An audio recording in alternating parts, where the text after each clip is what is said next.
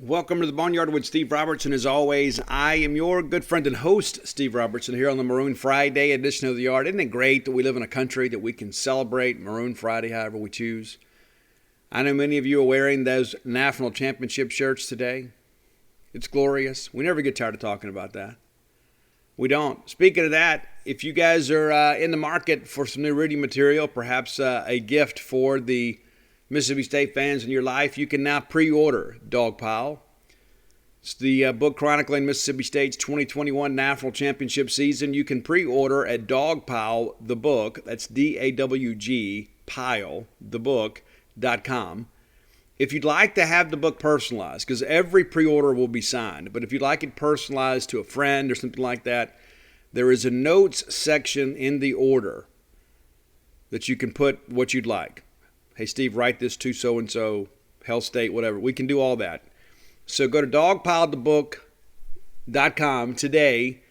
Get your pre-orders in. We opened up the link a few days ago. We've already sold several hundred books. We expect to sell probably 2,000 or 3,000 pre-orders. And again, let me guarantee you this. If you buy from the website, you're 100% guaranteed to get a book. Don't know what's going to happen once they hit the bookstores. Many bookstores are already taking pre-orders, and so the best way to ensure that you get as many copies as you want and get them personalized the way you want without having to come to a book signing and stand in line and that sort of stuff, you can just order directly from the website. Now, you don't get to see me and give me a hug and that sort of stuff, and I understand what that means to you. I really do. But dogpilethebook.com. While you're there, you can also get Flim Flam, Stark Villains, and Alpha Dogs. All those URLs go to the same place. And so all four of the sports-related books are available at dogpilethebook.com. If you're looking for blooms of oleander, many of you are. I get messages just about every day.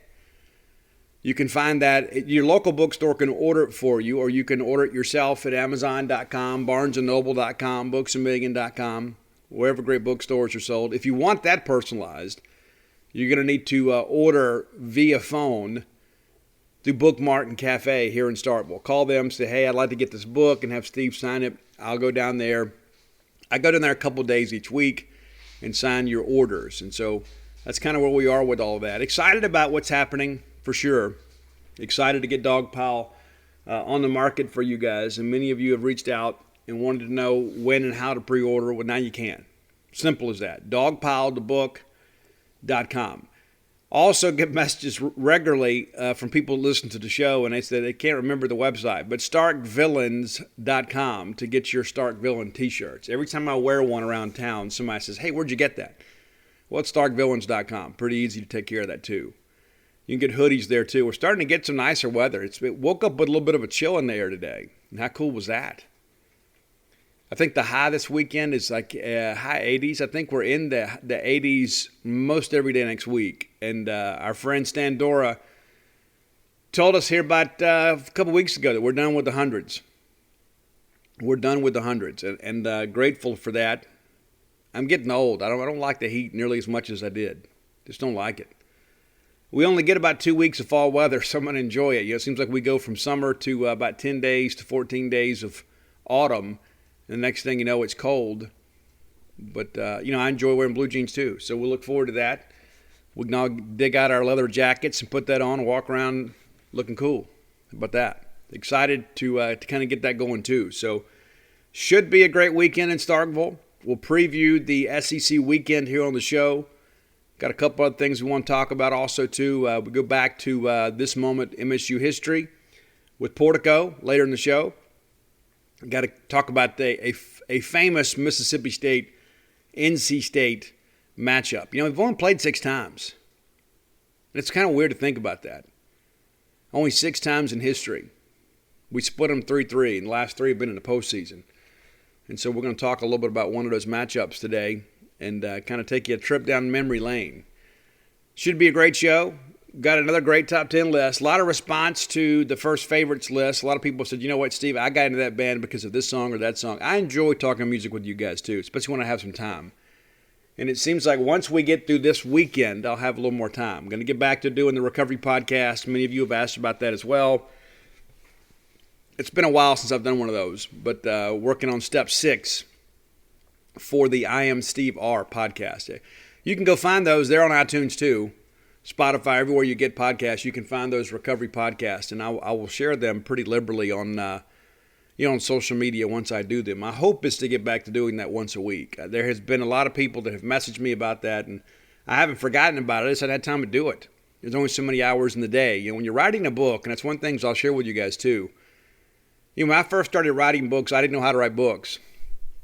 And then you learn how to kind of manage your time, put a writing schedule together, get an outline. There's a lot that goes into it. Starting a book, interviewing people, writing a book, doing the fact checking, doing the researching, all that stuff's fun. To start a book is fun. To continue writing a book is fun. To finish a book is not fun. There's so much that goes on, to finish a book. And again, I've been done writing this thing for a while. And now here we are kind of finalizing the last few details. I hope we don't have to change anything, but you never know. But we hope to have all that done, and we're down to kind of getting the last few images and kind of getting that little photo gallery together for you guys too. And so excited about it, ready for you guys to have it in your hands, really ready just to kind of see what's going to happen next, because I don't know if I'm going to write a book next year. A lot of people ask that. Well, Steve, what's next? Well, I don't know. I didn't anticipate writing one this year. I prepared for it, but I ended up writing 2 books this year. And so don't know, might take next year off. We'll just have to see how things progress. I've still got the recovery book to finish at some point. I'm about 25,000 words into that. Actually, I was writing that in 2016 when I got the book contract for Flim Flam. And now here we are, 5 books later in 4 years. So, it's been a good run. But I don't know what next year holds, and that's kind of the fun of it all. It's just the mystery in life of, you never know what's going to pop up. I've had some people contact me about writing their books, helping them write their memoirs. And so, maybe I do that next year. Maybe I don't do anything. We'll see. But I will keep you guys updated as things progress. Had dinner last night with the fine folks at the grill, part of that great family of restaurants that includes Bulldog Burger Company. Guys, one of the things that I love about dealing with the Eat With Us group is consistency. There are a lot of places you go, and one night it's good, the next night it's just kind of average, and then some nights it's not. That's just not the case with these folks. Bulldog Burger Company is a great place to work. It is a great place to break bread. It's a great place to do business. And I know that they are hiring in most locations. So give them an opportunity to give you some employment. And listen, there's so many people that I know that have worked at this great family of restaurants that have such great experiences and such great stories to tell about management and organization. Let me encourage you, if you're looking for employment, give those people an opportunity. Fill out an application today. Go to eatwithus.com or go by any of the locations and pick up a paper application. But I guess they still do that. But nevertheless, Bulldog Burger Company, 3 great locations to serve you. I love going in there. I love the service. I love the portions. I've told you guys so many times. That's really the big thing, too, is the portions. There's so many places you go. It's like they're cutting back. They're not lowering the price, but they're giving you less for what you paid for. That's just not the case at Bulldog Burger Company. I don't know that I've ever finished a meal at Bulldog Burger Company. You always get your money's worth there. 3 great locations to serve you. University Drive here in Star Vegas. Gloucester Street there in Tupelo. And a brand new one. Lake Harbor Drive there in Ridgeland, Mississippi. Again, getting great reviews about that. Not surprised in the least. Ian Few, a tremendous leader. A guy understands the Bulldog Burger system for sure. Go by, find your own favorites. Bulldog Burger Company, the place where people go to meet. MEAT. All right, let's take a few minutes here. And let's be honest with one another, all right? The first thing that I want to tell you guys, I love all of y'all. I do. I absolutely love you to death, some more than others, but I love each of you. But some of y'all make my head hurt. I'm not going to lie. And I want to talk a little bit about this whole Dak Prescott thing, saying Halton High School. Is this really a big deal? I mean, honestly. Dak Prescott has been arguably the greatest ambassador of Mississippi State football for this generation. And Dak Prescott, of his own expense, went to Omaha, cheered for your team to win an AFL championship. He was there in his Mississippi State baseball jersey, he and his fiance, and very supportive. Went down and talked to your players after the game. Bought the Team Beats headphones, I guess is correct. it's just one of those things that I look at. If there's ever been anybody that has had misplaced loyalty, it's not Dak Prescott. Dak Prescott loves Mississippi State. Dak Prescott loves Mississippi State football. Dak Prescott loves you. He loves me. He loves Starkville. And so for people to kind of question his loyalty a little bit, I think is a little bit offensive. You know, I know we always look for something to be offended about. I just think this is really, really silly. It's really, really silly. And listen, I'm going to speak kind of frank with you too. It's, you know, it's like, can we be a little more secure? I mean, why are we so insecure about that? It makes no sense to me. Why are we so upset because he said his high school? You know, I am incredibly grateful to everybody that has helped provide me with education over the years. Many of it in a classroom, some of it just in real world type situations. And so sometimes you can't mention everybody. It's just like when I get ready to write books, you know, there's the acknowledgement section. And you got to go out there and you write all the people that helped you throughout the writing process. And inevitably, I forget somebody. I do. It doesn't mean that I love them any less. And I hate it. My very first book, I left out my baby sister Reagan's name. Probably my biggest fan. Left her name out of the book. And so I had to kind of give her a special paragraph in the next ones. But, you know, it's never anything to be slighted about. Dak Prescott loves you. Okay, there's no rift that's not like, and I love these people too, that get in the Facebook groups or get on social media and they suggest that perhaps they know something that is unsavory. Oh, well, you know, now you know, let's go, something's up. You know, no, nothing's up. Nothing is up. But we want to act like we know something to suggest, oh, well, he doesn't like you guys, or he doesn't like what's going on with Mississippi State football, or he's upset that we didn't beat Louisiana Tech worse, or, he came to the game and didn't get enough ice in his drinks. I mean, it's like, guys, sometimes we just have to learn to accept things on face value. I just don't understand why anybody would ever question Dak Prescott. And you know what? I'm sure he's awfully proud to be from Halton, Louisiana. I'm sure he's awfully proud to be an ambassador for that high school program and to be a guy that has achieved his dreams, to show that, a small-town Louisiana guy can go out there and do some big things. And so, we don't, while Dak obviously feels somewhat indebted to Mississippi State, and I guess in many ways he should. I mean, Mississippi State provided him an opportunity to showcase his talents, and now he's in the National Football League. But he doesn't have to say Mississippi State every time.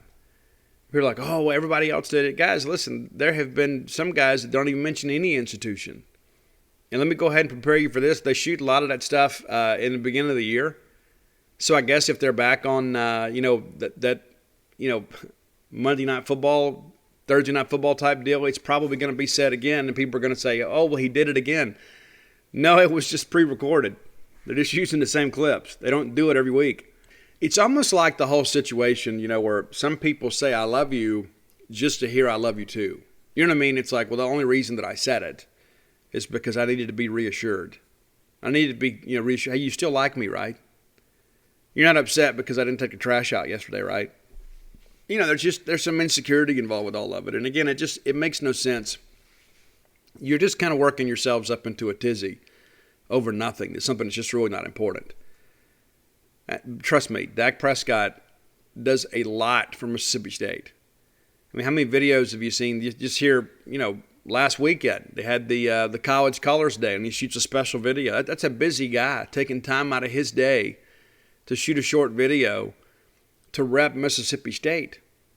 And so the whole thing is just really silly to me. And I'm not sitting in judgment of anybody. I just think you're worrying about something that doesn't matter. It absolutely doesn't matter. And it's like everybody says, well, Fletcher Cox did this and Fletcher Cox did that. Fletcher Cox also is a guy that spends time here on campus during the off season. He was here just a couple of years ago, worked out some time in the summer.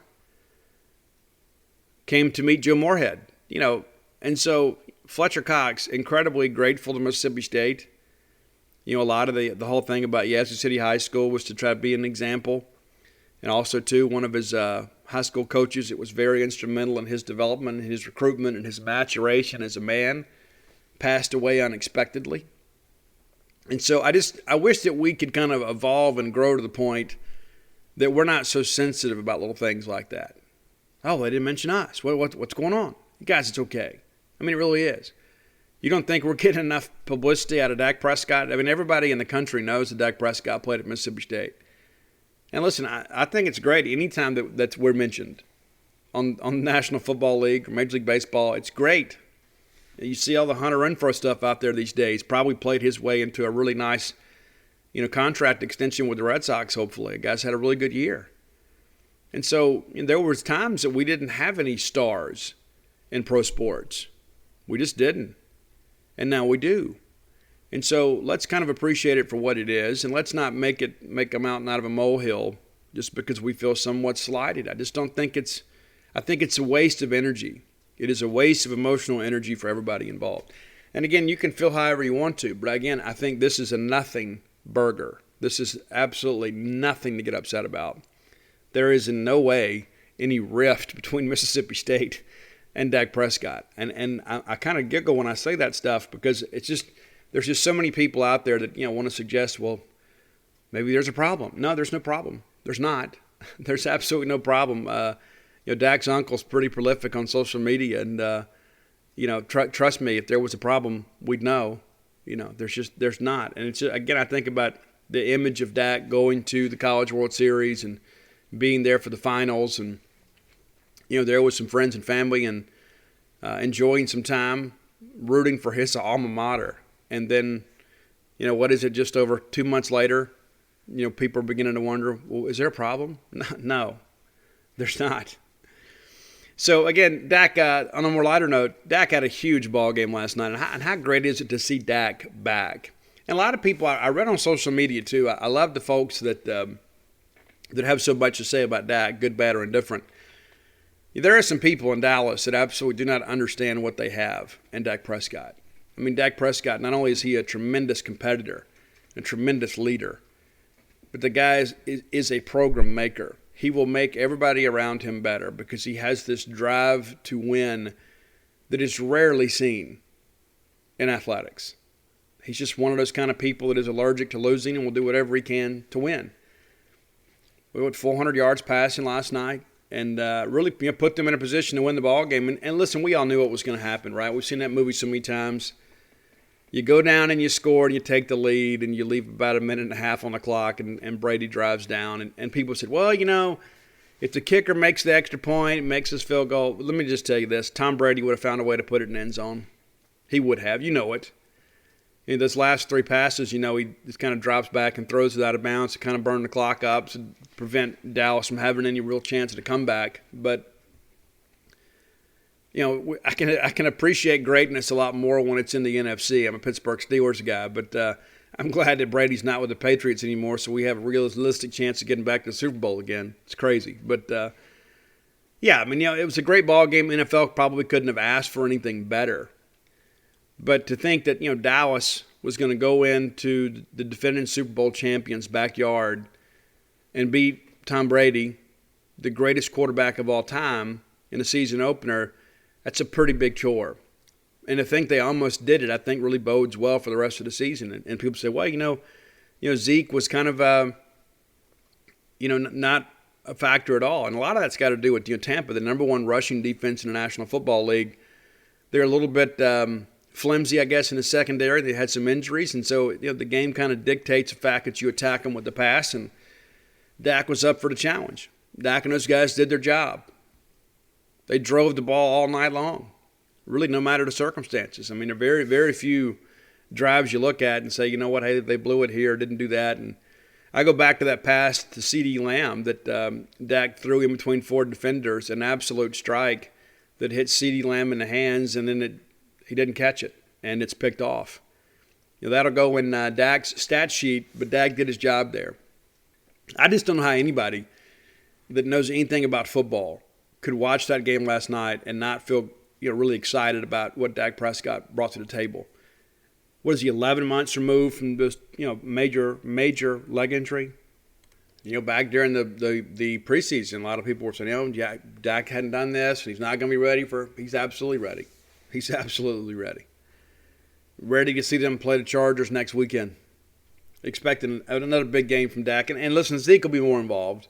I'm not a real big Ezekiel Elliott fan. And it actually goes back to the whole Ohio State thing and the way all that kind of went down the way that it did. But, I think Dak is the guy that makes this thing run. But, you need Ezekiel Elliott to be a real factor offensively in order for this team to get to the playoffs in advance. And that's just going to have to happen. To my honest opinion, I think Zeke's a bit of a front runner. There are times when game's on the line, he kind of disappears. But, again, you think about it, too. He's still a relatively young back. He really is. Because he missed, basically most of that year due to suspension.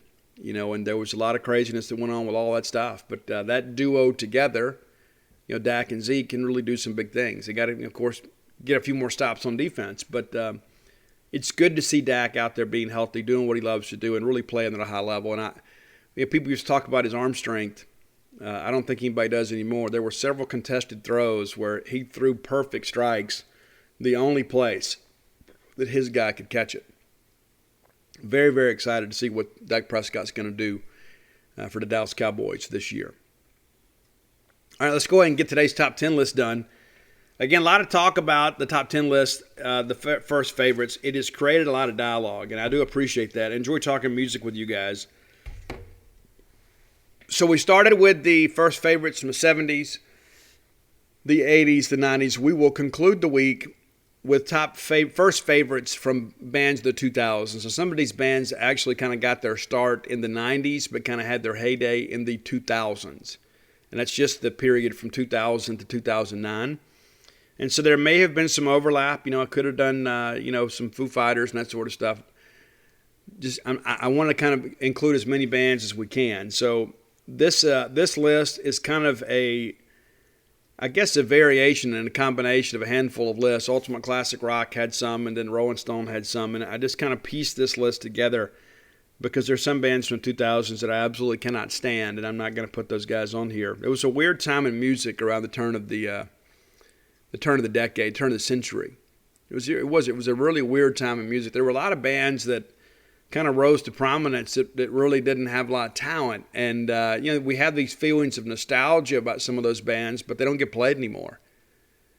You're kind of like, oh, well, I used to love those guys. There are a lot of bands that I love that don't get radio play either, unless I put it on Hair Nation on Sirius XM, but that's okay too. And it's interesting to me too that, you go back and look at the declining record sales for a lot of those early 2000s, late 90s bands that were kind of hailed as, the front runners of a new era. And then they have like their first album and then their second album, kind of they go to prominence.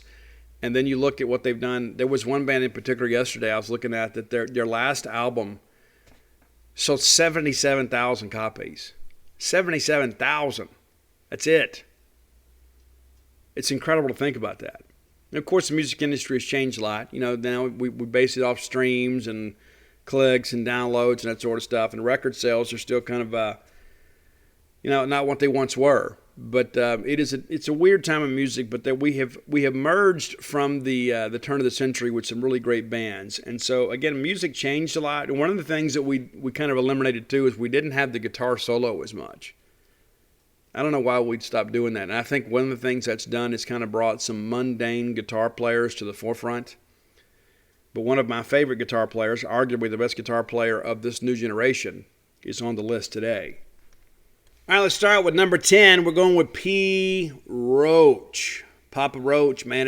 From the very beginning, I loved him. I remember the very first time. I can't remember what it was. They had some music service down on the Baton Rouge cable stations. I guess I was DirecTV back then. But it wasn't MTV. It was a place where you could kind of dial up and request a song. And within an hour or so, they'd play it for you.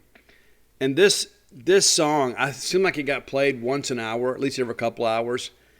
And it was everywhere, but it's Last Resort. And the song still holds up. You can put it on right now, and it sounds like it was released yesterday. It doesn't sound dated in any way whatsoever. But that's Last Resort by P. Roach. And that's back when Jacoby was still a little bit heavier, too.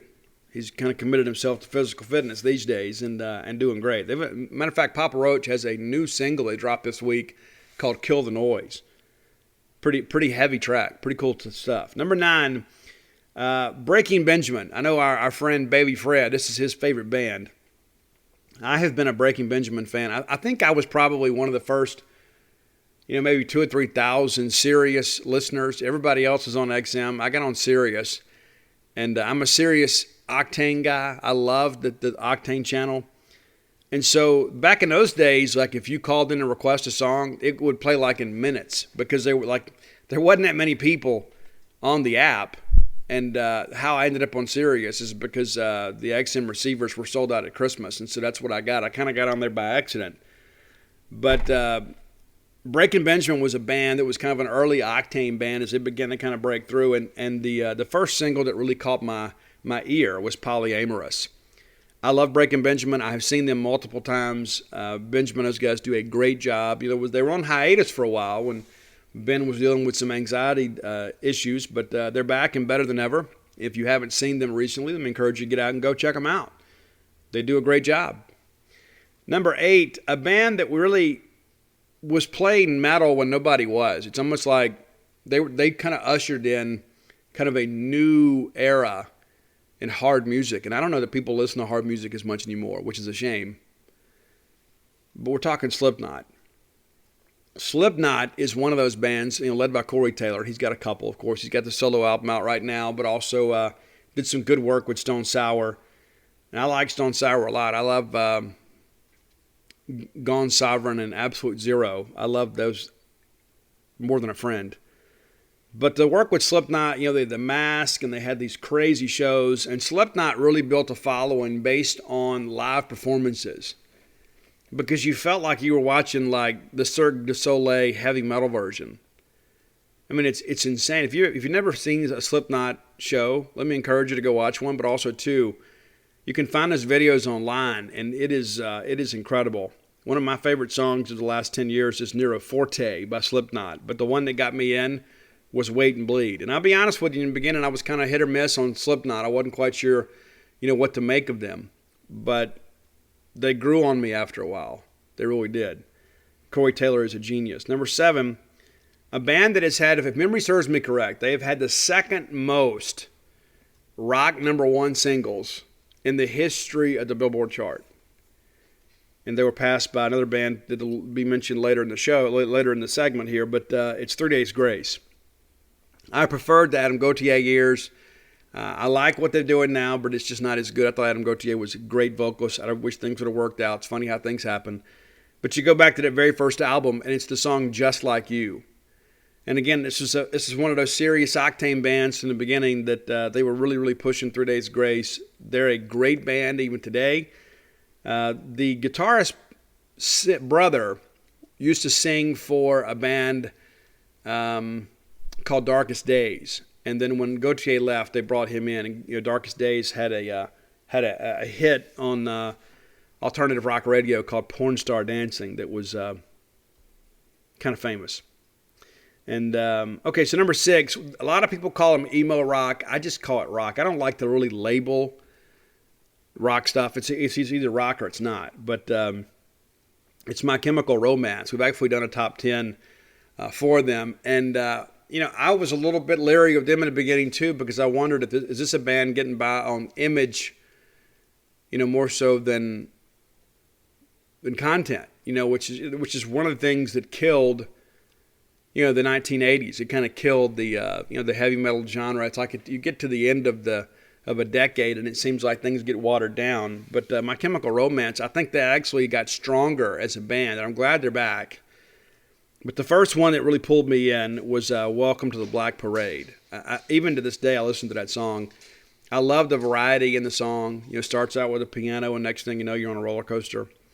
Number 5, a band that I have seen multiple times. I've actually met the singer of this band and met the departed drummer in passing, the Rev. I actually had a chance to see them in Tupelo. Fortunately, had a lanyard, was able to go backstage and meet several of the bands, and get to meet M Shadows. And we're talking about Avenged Sevenfold. And we should probably do a top 10 list for them here in the next few weeks. I'm a big Avenged Sevenfold fan. Those of the cool kids of us call them A7X. And that is actually a biblical name, even though they are not a Christian band. But Matt, M Shadows, is a guy that was raised in the church. And so there is a lot of religious type imagery and discussion in a lot of their lyrical stuff. And listen, they have some things that are outlandish too. And so in no way am I suggesting these guys are going to make a turn for contemporary Christian. They're absolutely not. But the song that really brought me in, because I was not really even cognizant of this band before M. Shadows kind of blew his vocal cords out and had to change the way that he sang. You know, so they went from kind of being a screaming band to being a regular band. And Bad Country is the one that kind of pulled me in. Bad Country, I think, is a great song. I like Beast in the Heart a lot too, but Bad Country was my first favorite Avenged Sevenfold song. Number 4, as the Scott Stapp divorce from Creed became final, a lot of the music that Mark Tremonti and those guys had written for another Creed album became Alter Bridge.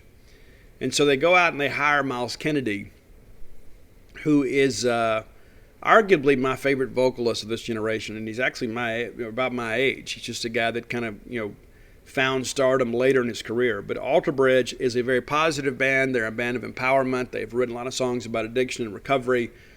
There are not any bad Alter Bridge songs. There are just some that are better than others. And I like the entire catalog. But the very first one that got me in was the very first single, and that's Open Our Eyes. And that's off the One Day Remains album. Now, when Miles joined Alter Bridge, the album was pretty much done. He was just kind of a singer for hire. And that's one of the reasons that first album sounds so different than the rest. Because when they got into album number 2, which is Blackbird, Miles Kennedy, of course, helped write that material. Miles also a guitar player, and so he helped structure some of that stuff. And he and Tremonti, in many respects, are kind of like Batman and Robin putting those things together. And I've met Mark Tremonti, and he is, without a doubt, the best guitarist of this era. I don't think there's any question. And one of the things that he told me, I met him at a show in Birmingham, is he said that it would be, when they sit down to write music, like, he doesn't come in with finished songs. He comes in with ideas. And then there's this synergy between he and Miles. And then he's like, oh, yeah, well, what if we tried this and what if we tried that? He said it would almost be disrespectful to show up with a song that was complete and not let Miles contribute, since he's going to play some of the guitar parts. But love Alter Bridge. We've done a top 10 for them. And if you are not into Alter Bridge, let me share with you, give them an opportunity. I would start with One Day Remains, but Blackbird is one of my favorite albums of all time. Then you get into Alter Bridge 3 and you get into Fortress. It's just, it's one of those things you when you begin to really get into the deeper tracks, you understand how talented those guys are, not just what you hear on the radio. I've said before that when I write the recovery book, I might name it Down to My Last, which is a song off that first Alter Bridge album. Check that one out. Number 3, one of my favorite bands of all time. I've had their Junkies for Fame image as my AVI on Gene's page for years and years and years and years and years now. But Shinedown, I've met those guys too. Love everything they've done. There's a couple tracks in their catalog that I'm not real big fan of, but they've just had a new album release type deal that's not an album per se. They've got a film that goes along with the album Attention that just came out about a week ago. So if you're interested in watching that, it kind of takes the story, because it's a concept album. Attention is a concept album from start to finish. It's about a character that's having all these issues, and then he goes through all this chaos and comes out the other side a better person. And so there is now a movie about that's available on iTunes and everywhere else. And so you can check that out, visit them on their socials, and you can find that. But my first favorite Shinedown song came out around the time that my dad was really, really sick, and it's a song called Burning Bright. Even to this day, when I put it on, I think about him. They used to play it live. They don't anymore. But it was so great. They would always have everybody light up their phones. You look around the arena. It was a special experience. Number 2, one of the greatest bands of my lifetime. And I don't, even as acclaimed as they are, I don't know if they get enough respect. They actually started in the early 90s, but really kind of rose to prominence later. And I would really consider them a 2000s band, but it's Tool. And I understand the Perfect Circle thing. There was all that went on. I love Perfect Circle, too. I love Three Libras. I know Judith is the one that everybody loves, but I like the song Three Libras, too. I like the fact that it's a little bit different. But the very first one, just like we were all going Lollapalooza, it's Sober's the one that pulled me in. Vicarious is my favorite Tool song. But Sober is the one, they have the videos, and the band was never in the videos, and you're kind of wondering what these guys look like, and then you do, and you're like, holy smokes. But Tool's a great band, and they do a lot of different things sonically. There was one album, they recorded a couple of drum tracks with the drummer in the studio with the drum room filled with helium, and they put him in a mask with oxygen, and so he played this because there was a certain sound they wanted. I mean, it's just little weird stuff like that. Maynard is just a different dude. But number one, I think the best band from the 2000s, and I don't think this is really debatable, it's Linkin Park. And Chester Bennington no longer with us, and I don't know what's going to happen with Linkin Park. I don't know how you go on without Chester. I don't know how you just go get some singer for hire. I just don't know how that works. But it's In the End was the first one for me. And that album, Hybrid Theory, really kind of changed music. It's one of the things you look back in hindsight at albums, we talk about Appetite for Destruction. We talk about Van Halen 1. We talk about Led Zeppelin 4. There are a lot of albums out there that really changed the direction of music. Linkin Park on the forefront of that. Really, that Hybrid Theory album really changed a lot. And a lot of people say, well, it kind of ushered in new metal. I've always thought Linkin Park kind of transcended that label. Them, Korn, and others like that. And, I didn't include Korn on the list. We've done one from them. But I think Korn, in many ways, is kind of a shoot-off. Some of these other bands probably should mention Korn. But Linkin Park, I think, one of the most innovative bands of my lifetime. And just really hate that we're probably done getting new music from them. All right, so there you go. That's the top favorites from 2000. We'll get into 2010s on Monday, and then we'll wrap up this series on Wednesday with the 2020s. That'll be a little different list because there's only a couple years to work with. But it'll give me an opportunity to kind of promote some newer bands, some bands that I have really learned to like here in the last couple years. So looking forward to sharing that with you. If you have an idea for the top 10 list, reach out and let me know. I'm on all forms of social media at Scout Steve R. Come check me out and let me know. And if you're looking for a list, you can hit Roy up. Roy Samante is on Spotify at Dogmatic67. That's D-A-W-G, Matic67. Follow him on Twitter. And if you have questions, if you're looking for a list, hit me up or hit Roy up, and we'll find it for you. We'll do our best. He's not as busy as I am some days, but just give us a day or two if you need a list. We'll be happy to find it for you. But if you go search his Spotify channel, which also is Dogmatic67, you should be able to find what you need right then and there. And I appreciate Izzy Mandelbaum putting these great lists over on Apple Music. And so that's always an adjustment and an addition to the social media platform. When Roy puts his list out, then Izzy goes right behind it, and we do. So we have it on Spotify and Apple Music. It's very interesting to me to see how this thing has evolved into what it has become. So there's your top 10 list. All right, next segment of the show brought to you by campusbookmart.net. I know that you may be in town this weekend. Maybe you can go by and check them out. Game day, it's a 6 p.m. kick. So you got plenty of time to come spend the day in Starkville and spend some of your hard-earned dollars here in Oktibbeha County. We appreciate that.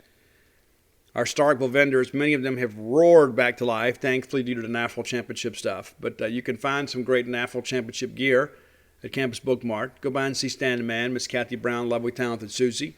Everybody else up there. Everybody up there with a smile on their face, happy to take care of you. And so if you can't make it to town, visit them on the World Wide Web at campusbookmart.net. And by being a loyal Boneyard listener, we'll give you a phrase that pays. It's BSR, which stands for Beautiful Steve Robertson. And that gets you free shipping on all orders over $50. That's right. Free shipping on all orders over $50. Any order less than $50, absolutely incomplete. All right, let's preview the weekend. There are going to be some good games this weekend. There are also going to be some dogs. I mean, it just is. Early in the year, it's kind of how it works. And probably the biggest dog of a game that we're going to see, Alabama State at Auburn. That's going to be one of your 11 a.m. kicks, and rightfully so.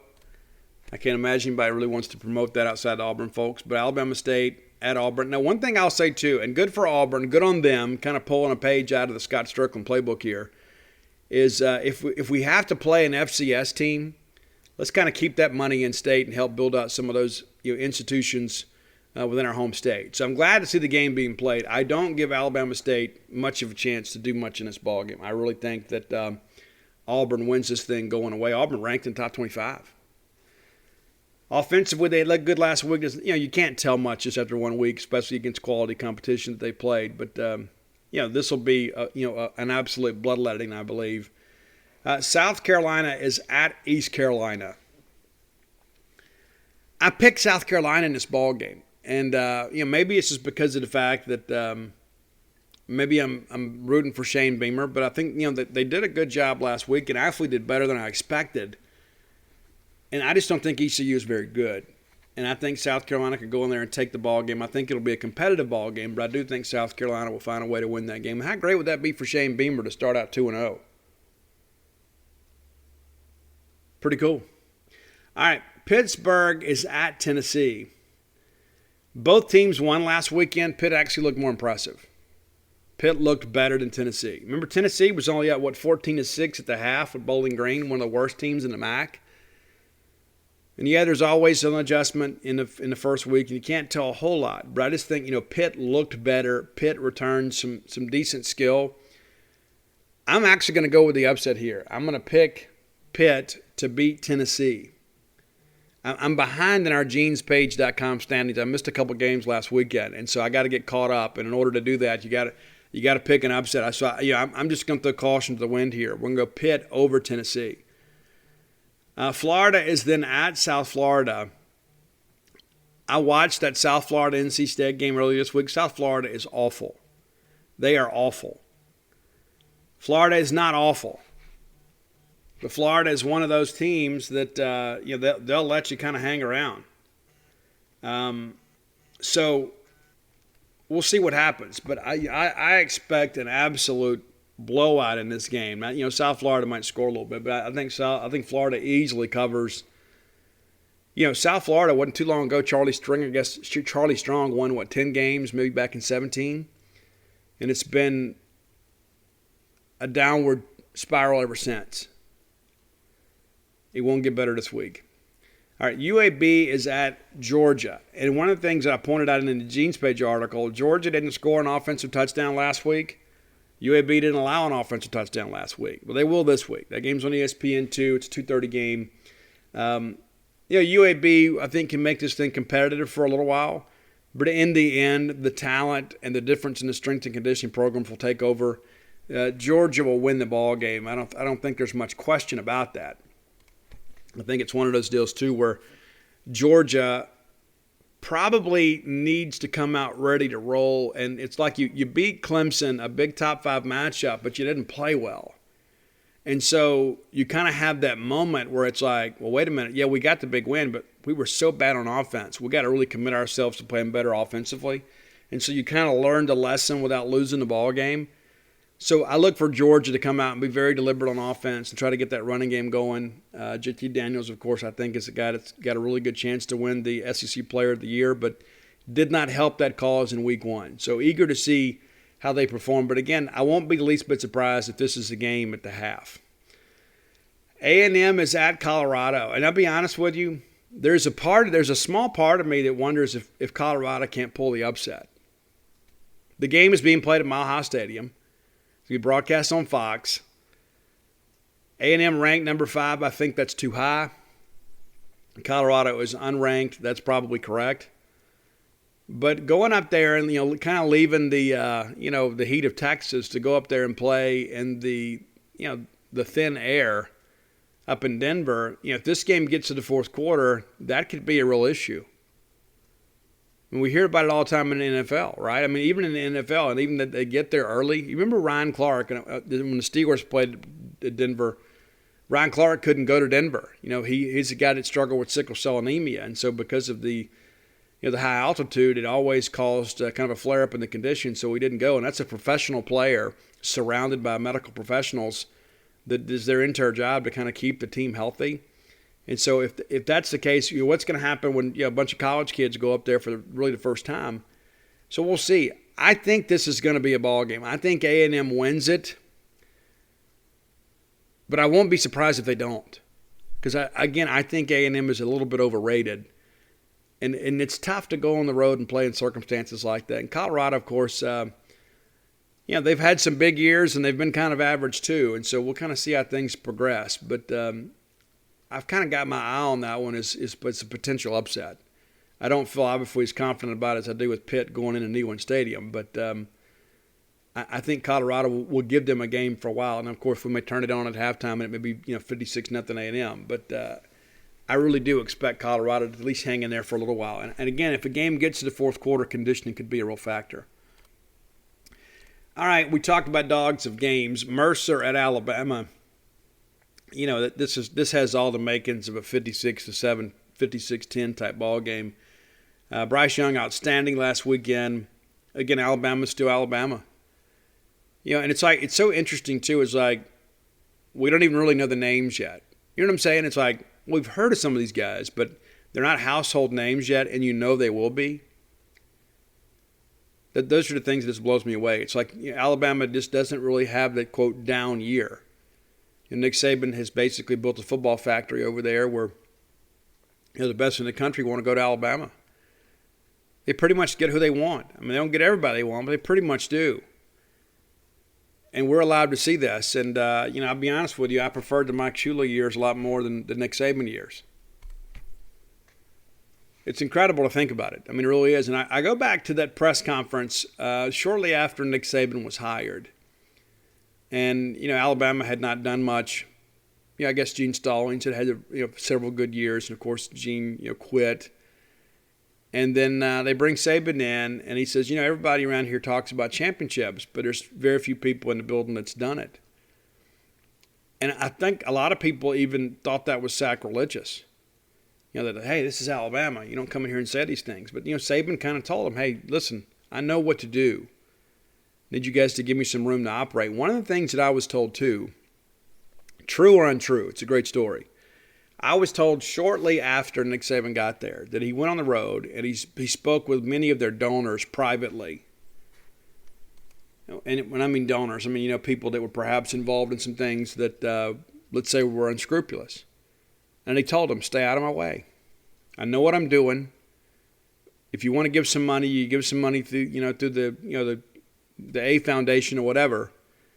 But, we're going to try to do things legit. And I don't need you guys out here getting in my way. And so it's been Nick's way. That's not to say that I think Alabama's a squeaky clean program. I guess I know too much. But it's just incredible to think what Nick Saban has done and has made Alabama, Alabama. And I talked to Kurt McNair several years ago. I said, Kirk, when will Alabama get back to being Alabama? When will Alabama be, the Alabama it was, with Bear Bryant, when you guys kind of dominated the SEC? And he says, as soon as number 15 graduates, and he was talking about Tim Tebow, and it is remarkable how that's happened. Tim Tebow, one of the greatest college football players of all time, and as soon as, they win a couple of national championships and Tebow's gone, Alabama kind of takes over. And it's been, really, a decade of dominance ever since. Okay, Texas is at Arkansas. This is a sellout crowd. It's a huge ball game. This is going to be one of those separation Saturday moments for both of these teams. Texas is ranked 15, probably too high. Probably too high. But I like Texas in the ball game. I really do. And, Arkansas, that game with Rice last weekend was 17-17 in the fourth quarter. That's not good. And again, kind of like the Mississippi State game. You didn't play well, but you won the game. So you survive in advance. But I just think you're looking at Texas. If you had a chance to watch any of that game with Louisiana Lafayette, and Louisiana Lafayette, a really good G5 team, as we know, they're not going to be recruiting at the same level of Texas or the Power 5 schools. But they beat Iowa State last year. They're a team capable of winning some ball games. You guys know what Billy Napier's done down there. But Texas beat them up pretty good. Now, this will be a step up, obviously, playing Arkansas. And, under the lights, this is a big game for the Sam Pittman era, right? I mean, if you're really going to be taking the step forward and kind of showing everybody that, hey, I'm the right guy, we're heading in the right direction, you got to go win this game. I just don't think they will. And again, KJ Jefferson is a guy I'm a big fan of. Kendall Browse, I think, is one of the better play callers in the country. He'll know how to use his own read stuff. They'll know how to get the RPO stuff going. I just think Texas is just going to be too much for Arkansas. Now, we might be sitting here on Monday talking about Arkansas is ready to take the next step. I just don't think that they've got the brand of athlete right now to consistently win Power 5 football games. And emotion can only take you so far. And Texas understands what's at stake here too. Texas is trying to show that Texas is back to go into an SEC venue, a place that is very difficult to play, and win that ball game would be big for Steve Sarkisian. And this is a guy too that's been in Alabama, so he's familiar with the personnel at Arkansas, and so it's not like they're walking in and going to be ambushed. But I like Texas in the game. Austin Peay is at Ole Miss. This is, a great opportunity for Matt Corral to pad his stats. I mean, Austin Peay obviously is, a team that is doing it for the check. When Mark Hudspeth was there, it made sense, but Hud's not there anymore. So, but yeah, Ole Miss looked good offensively on Monday, looked really good defensively early, kind of wore down late. They won't have any issues with that this weekend. They won't. And then, the message boards will be filled with, hey, look, we're number whatever in the nation in this statistical category after 2 games, and it'll mean nothing. But yeah, Ole Miss wins that game big. I don't think there's any question. And the thing about those games too, and I mentioned this before, and it's like you go back to the Chad Kelly injury. Even when State's playing, Tennessee State and people like that, I just want to get through the game healthy. You know what I'm saying? It's like that's the last thing you want. You want to see anybody get injured, but certainly in a game like this. And so this, I'm sure. The smart thing to do is, get the lead and pull Matt Corral. But, I'm sure they're going to hype him up. He'll probably play deep in the fourth quarter. But, again, we don't want to see anybody get injured. But those are the things I always think about in these games is, when the game's in hand and, something silly happens. Because you never know some of these guys to take cheap shots. I mean, it's kind of part of the thing. But hopefully everybody makes it out of the game healthy. Okay, Missouri at Kentucky. And so I've actually been looking forward to this game, and I've said on this show recently, we were kind of doing the previews of the teams that I thought Missouri would beat Kentucky. I still do. I think Missouri will go in there and beat Kentucky. Now, they beat them last year 20-10, and Kentucky had kind of dominated a series for a while Missouri was kind of wandering through the desert there. I think with Eli Drinkwitz there, they're gonna know how to attack the Mark Stoops defense.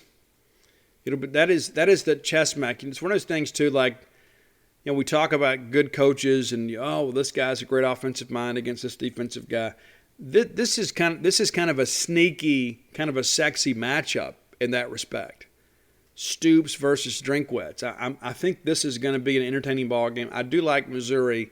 I'm not sold on the Kentucky offense, and I know it's like that you can't tell a whole lot, but it's just one of those things. I know that they're implementing a new system. If Missouri can get some stops, I think they'll win this ball game. And last year, again, they held Kentucky to just 10 points, and so we'll see how things progress. But I'm calling the upset, Missouri at Kentucky.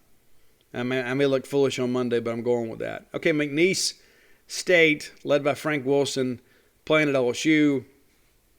Man, it's been a rough week for LSU.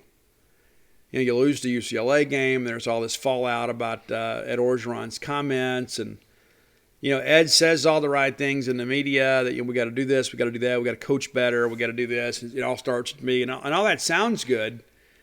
And I'm a firm proponent, too, that, I think sometimes we put way too much emphasis on what people say in press conferences. Well, he didn't even say this. Why did he say that? Well, he needs to take accountability. It doesn't matter. It doesn't matter what anybody says. What matters is what they do. You want to show me that you're repentant, then fix it. You want to show me that you're progressing, then go win the ball game. Because, how many times have we been to press conferences and again, we put way too much weight on these things. It's always about what they didn't say rather than what they said. Just like we had the discussion, on Monday about some people were saying, oh, well, Mike Leach threw his team under the bus, and he did, and the very first person that he criticized was himself. It's just silly. But at the end of the day, what people say in press conferences doesn't mean anything. It means absolutely nothing. It's just a chance for all of us to get quotes and kind of preview an opponent and kind of get the health of the team. The rest of that stuff, man, and to borrow a line from A Few Good Men, it's just smoke-filled coffeehouse crap, man. It doesn't mean anything. Go fix it. Well, they'll get a chance to fix it this week. Listen, this McNeese State team, if they give LSU any trouble at all, then go ahead and fire Ed Orgeron before the day is over with. But, LSU should be able to win this game at home. But this is an embattled program. This is an embattled athletic department and certainly an embattled coach. And so, listen, I don't know what's going to happen with Ed Orgeron. I think at the end of the year he's done. But what's going to happen between now and then? Last year, people forget, they were really struggling. And then Orgeron got them fired up, and then they go and beat Florida, and they beat Ole Miss. Then those are two teams that were playing really well at the time, at least offensively. And so, listen, Ed will have his last stand at some point. But, this is a long season. But, the Tiger fans are already out in force, hoping that he's fired. People are like, hey, who do we want? Who can we get? What kind of money is it going to take to get so-and-so? How do we get this guy? And so those conversations are already taking place. And then there's all, of course, this Title IX stuff just kind of lingering there in the background. And I really believe when LSU gets ready to make a move here, they'll have ample cause to escape most of that buyout. I don't think there's any question that they're probably already kind of maneuvering behind the scenes to kind of see what their options are legally. Because it's pretty clear that most people want him out. And that's kind of how it is at LSU. LSU's had a taste of glory and success, and now they're kind of victims of their own success. And people forget, the Jerry DiNardo years, they lost to Houston. If I'm not mistaken, they even lost to UAB. They're just, now they've been back to what they think they should be. And arguably, that's correct. When you look at the recruiting footprint they have to work with and the resources they have and the fan support they have, they should always be contending for something. But before Nick Saban got there, they were just another team. They were just another good team in the SEC. And so now they think they should be Alabama and that they should be able to beat Alabama on a consistent basis or at least hold serve. Orgeron does that a couple of years ago en route to an AFL championship. Well, now the bloom is off the rose. And again, I think it's just a matter of time before this whole thing kind of blows up. And, we'll see. They lose a few more ball games middle of the year, that they may go ahead and make the change sooner rather than later. But it'll be interesting to watch the news rolling out of Baton Rouge here over the course of the next month or two. Our Vanderbilt's at Colorado State. It's a battle of 0-1 teams. Colorado State actually looked better among the two. You look at their numbers, obviously, that they lose a ball game. But to South Dakota State, 42-23, but at least they scored some points. And you look, Vanderbilt loses by, 20 at home to East Tennessee. Really thought Vanderbilt would find a way to win that game. I don't think they go on the road and win. This is a team, again, what's 11 straight games now they've lost? I think that's right. They hadn't won in forever, it seems. And, last year was a complete wash for them. And I remember all of us thinking that, nobody's going to get fired during the pandemic. And then they did. And Mason was among the first to go. And it was just so much chaos around that program last year, it seemed. Every time you turned around, there was all this problems with, they weren't allowing fans to come to the game. All of it was just wild for a long time. But yeah, looking at this Vanderbilt stuff too, we talked about, they go they're 0-1 this year, obviously. Looking back at last year, what was it 0-9 or 0-10? I think they had a game canceled. Yeah, they went 0-9 last year. All right, so that's 10 straight losses, and really not many of those games were competitive. You go back to the 2019 season, they go 3-9. So they end the year with a loss to Tennessee. Yeah, they beat East Tennessee State 38-0, and then they lose to Tennessee to end the year. And so, yeah, we're working on a pretty decent streak here that now dates back to the 2019 season. I don't think it's going to get fixed this week. They'll find a game to win somewhere, I'm sure. But when you lose to East Tennessee State, is there any game you can take for granted? I would venture to say no, because when you look at the rest of their non-conference schedule, listen, they're going to host Stanford next weekend. And listen, Stanford hadn't been great, but Stanford should be able to out-athlete Vanderbilt. Then they get UConn in Nashville, and that's been a barn burner as of late. And outside of that, it's the SEC. I mean, conceivably, since they've lost to East Tennessee State, you could see Vandy go 0 for the year. That's not out of the realm of possibility. They lose this week, and then you would say probably their best chance to win the rest of the way is Florida. at UConn before they play Florida. There's not a game they're going to be favored in the rest of the year. It's remarkable to think about that. They're an SEC team. And again, some of you have commented before, too, about my comments about Nashville. It's weird to think that Vanderbilt is such a magical place in baseball, but they can't get anybody to go over there and play football and on a full scholarship, right? It's amazing. All right, so the one game we hadn't mentioned yet is NC State at Mississippi State. I'm going to do it. I'm going to go with the homer pick. I'm going to pick the Bulldogs to win the game. I know that NC State is a slight favorite, but the line has come down. Last I looked, it was about 1.5 points. I remember it started as a pick-em, then State was the favorite, and then it went up to, 2.5 for NC State. Listen, the bottom line is this is a pick-em game. A point here, a point there is not going to make a big difference when it comes to who should and shouldn't win the ball game. Mississippi State didn't play their best football last week, and I don't think Mississippi State is a bad team, contrary to popular belief. I think there's some people in our fan base that are just waiting for the other shoe to drop because last year was so difficult for us. But, we trended in the right direction down the stretch. And I believe that last week was probably kind of a come to Jesus moment for us in many respects. I think our team learned pretty quick that, what, I got to do a better job here. So again, you win the game and learn the lesson. And it's always great when you can learn the lesson without losing the ball game. Now, players who told me practice this week have been pretty intense. Now it's about getting our legs back under us and getting ready to go. It is a night game. Should be a great crowd. I hope you're coming. I hope you are. Remind you guys, too, and I mentioned this on Wednesday's show, please, please, please do your part to help keep the lines moving. Have your tickets ready. Everybody's on electronic ticketing now. Don't wait till you get to the gate. Pull it up, maybe as you're driving into campus, put them in your wallet, on your phone, or when you're walking over from the junction. Let's get all that done before we get to the gate. Because what's happening is fans are getting, forgot I got to get my tickets out. And then we've got to go download it. Sometimes Wi-Fi around the stadium is a little bit of a temperamental issue. Let's get that done. And also, to remember, cashless transactions only at Mississippi State athletic venues. No cash transactions. Cashless transactions only. So bring your debit card or whatever your method of payment is that is electronic. Do not show up with cash thinking, they'll take my cash. No, they won't.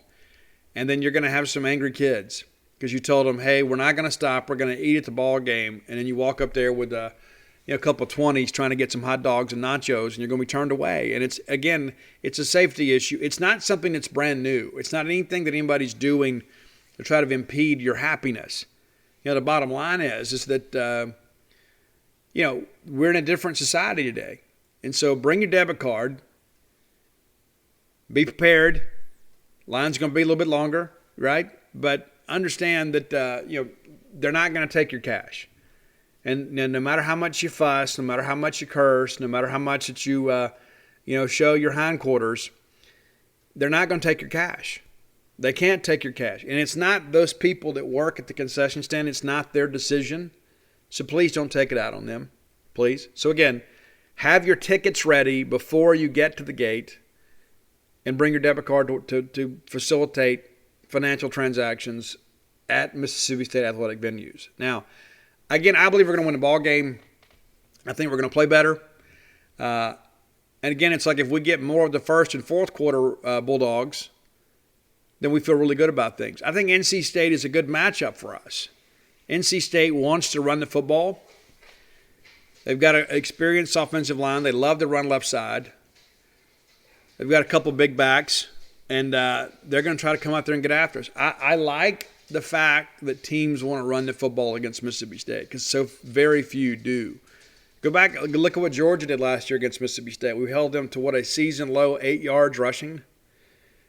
And so Now, granted, later in the ballgame, they kind of figured out we couldn't defend over the top, so they kept taking their shots down the field. But that was a one-score ball game, and they were trying to eat up some clock and couldn't do it because defensively we're playing well. Zach Arnett will have a scheme ready to go. Now, he has been very vocal this week.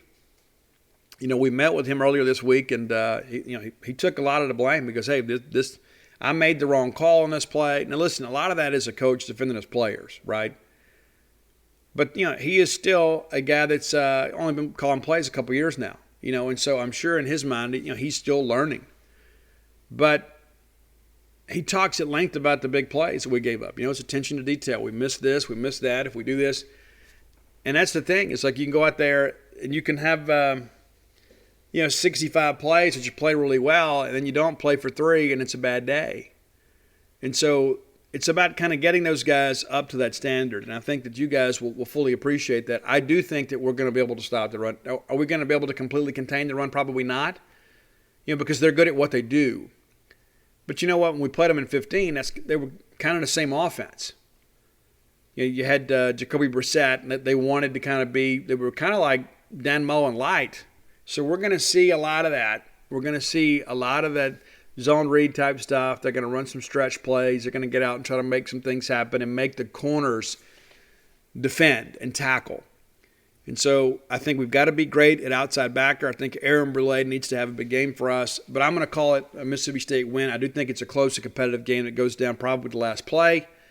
I don't think it's going to be a game that you can afford to go out there and turn the football over. I think NC State, because of their willingness to run the football, will try to find a way to shorten the game on you. And one of the things that I think would be helpful to State, if you get the good start and you kind of get them uncomfortable, you kind of get them out of their offense a little bit, because when they get in the second half, let's say if we've got a 10-point lead or something, I think you got to try to put the game in the hands of the quarterback. I think you got to make them throw the football a little bit.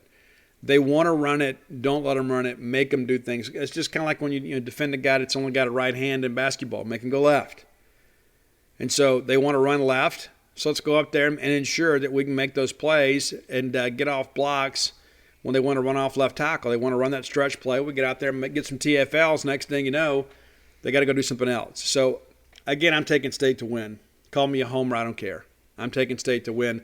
I don't think that it's going to be a masterpiece by any stretch of the imagination. I think it's just going to be a kind of a slobber knocker, boxing match type thing. And I think, listen, you go out there and create some turnovers, you got a chance to probably get some separation. But State cannot go out there and turn the football over against NC State like we did against Louisiana Tech and expect to win the ball game. There's no question about that. All right, final segment of the show brought to you by Portico. Reminds me, I think I did a top 10 list without mentioning closewithblair.com. Let me go and get that in now. This is where you can have two sponsors work together for you, right? So you go to Portico and you find the house you want, and then you get Close with Blair. You get Blair Chandler to close the loan for you. And about that too, Blair Chandler has been a longtime friend of mine. I'm a huge Blair Chandler fan. I've known the guy a long time. We've a lot of water under the bridge together with Blair. So I don't do business with people that I don't trust. And so when I tell you that you can trust Blair Chandler, you can. And you don't just need to take my word for it. Look at his record. Look at what he has done historically. Guy's been in the mortgage industry 21 years. In the top 1% of loan originators, closing rates in the country. Works at Fairway Mortgage, one of the top 5 lending institutions in the American mortgage industry. So you're not just dealing with some snake oil salesman from some fly-by-night, some private lender. You're dealing with a guy that knows how to get things done. Now, you may have a few warts on your credit history, or maybe perhaps you never even pursued the dream of home ownership. Find Blair today at closewithblair.com. That's closewithblair, B-L-A-I-R, closewithblair.com. Or give him a call. This is a guy also, too, because he loves Mississippi State. He is a season ticket holder. He is a guy that is part of our family. And because he loves you, he is going to give you your appraisal for free. That's about a $300 value. All you got to do is just mention to them that, hey, I heard about this on the Boneyard. The phone number is 601-500-2344. All right, before we get into this final segment of the show, I would be remiss if I didn't talk a little bit about Portico. This is their spot, actually, and so I apologize for running back-to-back ads. But I told you guys before, if I was moving to Starkville, Portico is where I'd move. If I'm moving now, this is where I'm going. I'm out here in the sticks now. I love being out here, but I tell you, I would love the convenience of being close to campus. But also, too, kind of off 12. Because 12 gets kind of hectic sometimes, right? And so that's the great thing about being in Portico is you're on the 82 side of 12. And so it's quiet, but it's convenient. And then you can get to 82 and over to 25 without even having to fight that traffic on 12. You just go right back out there, take a left, get back to 82 and take the bypass. That works for me. I'm a guy that road rages a little bit, and so I would love to be able to do that. And so let me encourage you, go check them out. It's very easy to get to. You come off 82 on 12. The very first road is Pat Station Road there to the right. You take that right. Next thing you know, you go to the stop sign, and there's Portico. New construction, new development, great people involved in this process, people you know and trust. Brooks Bryan, former Diamond Dog for us. This is a guy that's committed to Starkville. Okay, it's not just, hey, let's go sell some houses. It's like, hey, let's make Starkville better. Let's give people a great place to live to make Starkville a more attractive destination for people that are perhaps looking to relocate in the Golden Triangle. Maybe it's an investment property for you. Maybe it's one of those deals where, maybe you begin to look at this thing and say, you know what, we've reached a point in life that we can afford to have maybe an investment property and let that be our kind of our ball game retreat, and then we'll Airbnb it out when we can to kind of offset some of the expense. Maybe that's how you look at it. But whatever your motivations are and your needs are, Brooks can answer your questions. Give Brooks a call today at 601-416-8075. Again, 601-416-8075. Again, make Portico your next move. All right, let's talk about the 1963 Liberty Bowl. I watched a clip yesterday somebody shared on social media. I think it was one of the official Mississippi State accounts. And it was Jack Crystal talking about the 63 Liberty Bowl with his famous quote about it was colder than a pawnbroker's heart, which is an incredible euphemism to say the least. The 1963 football season was a very good one for Paul Davis and Mississippi State. When we had a good year, we had a good team. And it was one of those things. We had not been to a bunch of bowl games in our history. This is a chance for us to go, and a chance for us to go and take a great trip. And that's back when Liberty Bowl was played in Philadelphia. It was the final year Liberty Bowl was played in Philadelphia. But that year, the Mississippi State Bulldogs, very, very good. We finished fourth in the SEC that year, behind Ole Miss, Auburn, Alabama. And right there in the thick of things, and beat some of those teams ahead of us. How about that? So we opened the year with a 43-0 win over Howard out of Alabama, and then we tie Florida in the Swamp 9-9. We go into Neyland Stadium. We beat them 7-0. We beat Tulane 31-10 in Jackson. We beat Houston 20-0 here at Scott Field. We go to Memphis. We lose to them 17-10. That was a big loss, but again, it's out of conference play, and so it didn't hurt us in the conference standings. And then we go to number 7 Alabama, and a game we arguably should have won. If I'm not mistaken, they run a trick play with Joe Namath to beat us. But 20-19 losers at Bryant-Denny Stadium. It was just Denny Stadium back then. But so we lose at number 7 at Alabama. We turn around the next week, and we beat Auburn, number 5 Auburn in Jackson, 13-10. We take down LSU 7-6 the next week, and we tied Ole Miss in Starkville. And again, that was the last year of the futility streak. We won in 46 with Eagle Motlach and those guys, and we didn't win again. We went 0-16-3. Didn't beat Ole Miss from 1947 to 1963. We had the tie, and Ole Miss was number 3 in the country at the time. And we timed 10-10 at our place. And a lot of our people act like we won a national championship. And so we end up going to play NC State in the Liberty Bowl at Philadelphia Municipal Stadium. Now, they have had some big ball games up there, Army-Navy game, that sort of stuff. And it was so cold, as Jack Crystal mentioned, that it really hurt attendance. So according to the records, there was 8,309 fans that attended the game. It was the smallest Liberty Bowl ever. if memory serves me correct. And they ended up moving the game after that. I guess we went to Atlantic City, for a year, and was actually played indoors. I guess they learned their lesson. But as the teams took the field, it was already under freezing, and it dropped to 15 degrees.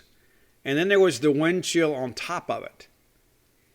And so you can only begin to imagine, how cold and miserable that was for everybody involved. Jack Crystal says the coffee was freezing in the cups. That's how cold it was. But interestingly enough, Mississippi State actually jumps off to a big lead in this ball game thanks to a Boneyard listener and a gentleman that I interviewed for Stark Villains, Bill McGuire. Bill McGuire, known Bill a long time. Many of you know Bill from being a high school football coach over in Alabama. Bill is a guy that's very, very popular, originally from Tupelo, Mississippi. Was part of that team that beat Ole Miss in '64 to end the streak. Went up to Oxford and beat them. Bill was on that team. And so how the ball game starts is Bill McGuire actually blocks a punt. And then Tommy Inman picks it up and returns it for a touchdown. We kick the extra point. It's 7-0. Can you imagine blocking a punt in sub-freezing temperatures? Can you imagine the hand sting that went along with that? But Bill McGuire did it. He's a great Bulldog. So we battle back and we force another punt. And actually, they got off a decent punt, but we get the ball in plus territory. And we drive down, and Sonny Fisher rolls in to score. And we miss the extra point. So it is a 13-0 ball game really in the first quarter. And it looked like State was going to run away with it. And you begin to think, too, that in those frigid temperatures, that weather's not really made for a comeback. So we come back, again get the ball in plus territory there in the second quarter, and then Justin Canale, God rest his soul, kicked a 43-yard field goal. And I've had so many people tell me that Justin Canale was just a magician with his foot. He was a guy that could make it from just about anywhere. And so that gets the second quarter off to a good start, and 16-0. We didn't score the rest of the ball game, but it's 16-0, and then NC State gets going a little bit. They score a touchdown and then went for two. Obviously, you're down, 2 possessions at 16-0. They go for 2, which really was beneficial to us because, they miss it. They go for 2 and they miss, and so now it's a 16-6 ball game. So even though they scored, we're still up 2 possessions, and so I understand the thinking there, but it is a long ball game, and you start chasing points early, you kind of put yourself in a bad situation. But I'm sure the thought process was, we go for it and get it, then we're within a score, another touchdown, 2-point conversion. Well, they did score later in the ball game. Nobody scores in the third period. And so in the fourth, NC State finally scores again, and they go for 2 again, which would have made it a 16-14 ball game, which would have put them within a field goal. And I can't even begin to imagine trying to kick a field goal late. But they miss it again. So it's a 16-12 game. They go for the onside kick, and there was an illegal touching penalty on the play. And then State holds on to win. Hol Granger, we talked about him last week, had 94 yards rushing in the game. Odie Burrell, God rest his soul, rushed for 69 and was considered the game's most valuable player. NC State's quarterback, Rossi, if I can find his first name here, apologize for that. But, he goes 5 of 12 and then ran for 67 and also received some postseason honors. But so Liberty Bowl moved around after that. Now it's now down in Memphis, and it was one of those things too when that 63 ball game, the bowl game lost money. And that's the thing, these people that put these bowl games on, they don't do it just for their love of the game. I mean, there are many of these people that they work at this their entire year to put a bowl game together, and then they lose about $40,000. And so they ended up moving the game to try to find a way to make it better, and moved it to the Jersey Shore, and then eventually moved it to Memphis. Pretty cool thing. In 1965. So we play in 63 in Philadelphia. They move it to Atlantic City in 64, and then it moves to its permanent home in 1965. But again, Bill McGuire and those guys tell me about just how miserable it was. and from temperature wise. But we win a ball game, and we go up there and we win the bowl game.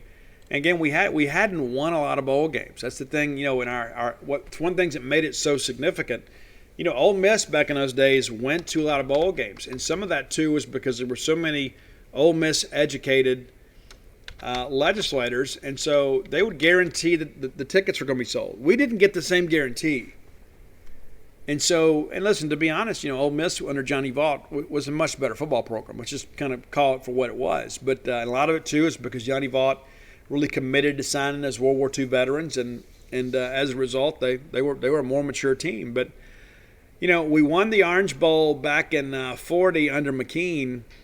That was our first bowl win. We had gone to 2 Orange Bowls in a matter of 5 seasons, and then we don't go back until 63. And so just think about that in hindsight. The early years of McKean, you beat Georgetown 14-7, and we don't even go to a bowl game again until 1963. Now, some years we didn't have any business going. We weren't a good enough team. But there were other years, like in 1946, we go 8-2, and we stay home. And a lot of critics of Al McKean said it was because of his antiquated style of coaching and that nobody was excited to see the wing tee. The bottom line was Mississippi State just wasn't respected back then. Mississippi State did not have the financial backing that many other schools did. And bowls were absolutely about making money. And so we didn't travel real well back in those days. We were a bunch of small-town farmers' kids, and it was tough to get to ball games. And so when you had the legislature kind of guaranteeing ticket sales, people that made Ole Miss more of an attractive, bowl participant. And so we've come a long way since then. We absolutely have. All right, listen, let's get ready to get out of here. Thank you guys so much for your support of Boneyard all these many years. The numbers are better than ever, and I thank you guys for it, and appreciate so many of you reaching out to kind of share your support. And listen, go buy your books at dogpilethebook.com. And again, you can get personalized copies of Flim Flam, Alpha Dog, Stark Villains, and Dogpile there. Dogpile will be released early November. We were hoping for late October. I guess that's still a possibility, but it's pretty remote. So expect the books in November. But again, to guarantee you get one, you need to pre-order dogpilethebook.com. Until next time, let's all live our lives in a way we'll make more friends than enemies, and people can see a difference in the way we live.